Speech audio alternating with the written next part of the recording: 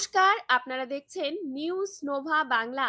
আজকের এই বিশেষ ভিডিওতে আমরা বিস্তারিতভাবে আলোচনা করব পয়লা মে 2026 থেকে দেশের বাজারে কোন কোন জিনিসের দাম বাড়লো, কোনগুলো স্থির থাকলো, আর এই পরিবর্তনের প্রভাব আপনার জীবনে কতটা পড়তে পারে।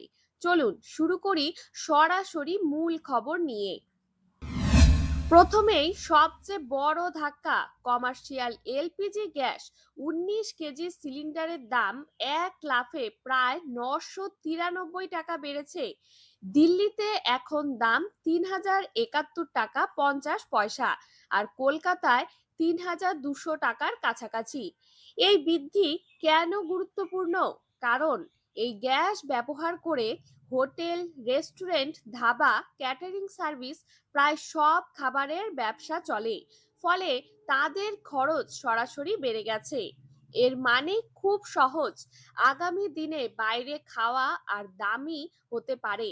চা, নাস্তা, বিরিয়ানি, রোল সবকিছুর দাম ধীরে ধীরে বাড়তে পারে। দ্বিতীয় বড় আপডেট হচ্ছে 5 কেজির ছোট বা ফ্রি টেড এলপিজি সিলিন্ডার, এখানেও প্রায় 261 টাকা দাম বেড়েছে। এই সিলিন্ডারগুলো সাধারণত ছোট দোকান, স্টল, অস্থায়ী ব্যবসায়ীরা ব্যবহার করে। ফলে ছোট ব্যবসায়ীরাও এখন বাড়তি চাপে পড়েছেন। তৃতীয়ত রয়েছে এভিয়েশন টারবাইন ফুয়েল বা এটিএফ, প্রায় 5% দাম বেড়েছে। এর প্রভাব কি? বিমান সংস্থাগুলোর খরচ বাড়বে, আর ভবিষ্যতে বিমান ভাড়াও বাড়তে পারে। চতুর্থত হলো ব্যাংকিং চার্জ। এটিএম থেকে নির্দিষ্ট ফ্রি লিমিটের বেশি টাকা তুললে এখন প্রতি ট্রানজাকশনে 22 থেকে 23 টাকা চার্জ দিতে হবে। এর মানে আপনি যদি বারবার ছোট অঙ্কের টাকা তুলেন, তাহলে অজান্তেই আপনার বেশি টাকা কেটে যাবে। তাই এখন থেকে প্ল্যান করে টাকা তোলা খুবই জরুরি। পঞ্চম হচ্ছে অনলাইন গেমিং ও ডিজিটাল পরিষেবা। নতুন নিয়মের কারণে কিছু ক্ষেত্রে খরচ বাড়তে পারে। যারা নিয়মিত গেম খেলেন বা সাবস্ক্রিপশন ব্যবহার করেন, তাদের খরচ বাড়ার সম্ভাবনাও রয়েছে।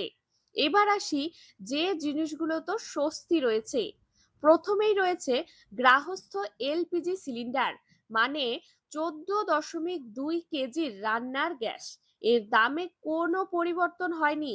এটা সাধারণ পরিবারের জন্য একটা বড় স্বস্তির খবর। দ্বিতীয়ত হচ্ছে পেট্রোল ও ডিজেল। এগুলোর দাম আপাতত স্থির রয়েছে, যা বাজারের ওপর বড় চাপ পড়া থেকে কিছুটা রক্ষা করছে। তবে এখানে একটা গুরুত্বপূর্ণ বিষয় আছে। আন্তর্জাতিক বাজারে যদি তেলের দাম বাড়ে, তাহলে ভবিষ্যতেও এই দামও বাড়তে পারে। এবার আসি নতুন নিয়মের দিকে। সবচেয়ে গুরুত্বপূর্ণ হলো ওটিপি ভিত্তিক গ্যাস ডেলিভারি। এখন থেকে গ্যাস সিলিন্ডার নিতে গেলে আপনাকে একটি ওটিপি দিতে হবে। হ্যাঁ, এই নিয়ম মূলত নিরাপত্তা বাড়ানোর জন্য চালু করা হয়েছে। ফলে ভুয়ো ডেলিভারি বা প্রতারণা কমানো সম্ভব হবে। এবার সবচেয়ে গুরুত্বপূর্ণ প্রশ্ন, এই সব পরিবর্তনের প্রভাব কি হতে পারে? প্রথমত, ব্যবসার খরচ বাড়ছে। দ্বিতীয়ত, এই বাড়তি খরচ শেষ পর্যন্ত সাধারণ মানুষের ওপরই চাপ হিসেবে আসবে। মানে আপনি সরাসরি না হলেও পরোক্ষভাবে বেশি টাকা খরচ করবেন। বিশেষ করে হোটেল, রেস্টুরেন্ট, খাবারের দোকান, এখানে দাম বাড়া প্রায় নিশ্চিত। এবার একটু বাস্তব উদাহরণ বলি। আগে যে খাবার 100 টাকায় পাওয়া যেত, সেটা ধীরে ধীরে এখন থেকে 120 বা 130 টাকায় যেতে পারে। এটা হঠাৎ না হলেও ধাপে ধাপে বাড়তে পারে। এবার ভবিষ্যতের দিকে তাকানো যাক। বিশেষজ্ঞদের মতে যদি জ্বালানির দাম বাড়তেই থাকে, তাহলে আগামী কয়েক মাসে আরো কিছু জিনিসের দাম বাড়বে। বিশেষ করে পরিবহন খরচ, খাদ্যদ্রব্য এবং দৈনন্দিন প্রয়োজনীয় জিনিস। কারণ সবকিছু কোনো না কোনোভাবে জ্বালানির ওপর নির্ভরশীল। তাই এখন থেকেই কি করবেন?